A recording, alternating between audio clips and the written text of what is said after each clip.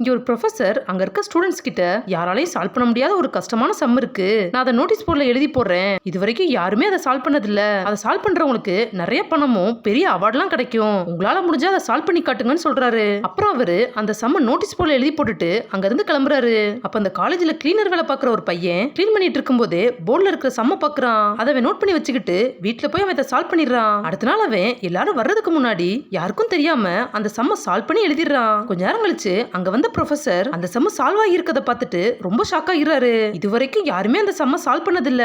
இவர் உடனே ஸ்டூடெண்ட்ஸ் கிட்ட வந்து யார் இதை சால்வ் பண்ணதுன்னு கேக்குறாரு. அதுக்கு அங்க இருந்த எல்லாருமே நாங்க யாரும் சால்வ் பண்ணலன்னு சொல்லிடுறாங்க. இவரும் அதை யார் சால்வ் பண்ணதுன்னு கண்டுபிடிக்கிறதுக்காக ஒரு ஐடியா பண்றாரு. அவர் இன்னொரு கஷ்டமான ஒரு சம்ம மறுபடியும் நோட்டீஸ் போர்ட்ல எழுதி போடுறாரு. இந்த சம்ம சால்வ் பண்றதுக்கு இவருக்கே 2 வருஷம் ஆச்சு.